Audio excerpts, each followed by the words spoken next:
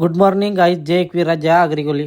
तर गाईज तुम्हाला माझा थोडा आवाज वेगळा येत असेल. मी आता दवाखान्यात आलाय, ताप आलाय दुपारी आणि यो ब्लॉग माझा 4-5 दिवस आधीचा आहे, तो आता एडिट करताय मी. तर सुरुवात करू आपल्या मिनी ब्लॉगला. सकाळ उठलो, मम्मीने ठेवलेला कोराचा घेतला आणि निघलो कामावरशी आलो, फ्रेश झालो. इकडं बाप्पा गाडी धुवायला घसरल्यान 6:15 वाजलं. देवलाकडे आलो. आज प्रॅक्टिसचा पहिला दिवस आहे. देवलातनं सगळा सामान घेतला, गावदेवीच्या मंदिराजवळ आलो प्रॅक्टिस करायला. लय दिवस प्रॅक्टिस बंद होती, त्यामुळे सगळ्या सामानाची टून बदललेली, सगळ्या टून लावली. मी पण घेतला इकडं ताशा टाईट करायला लगेच. मग बघा थोडीशी झलक.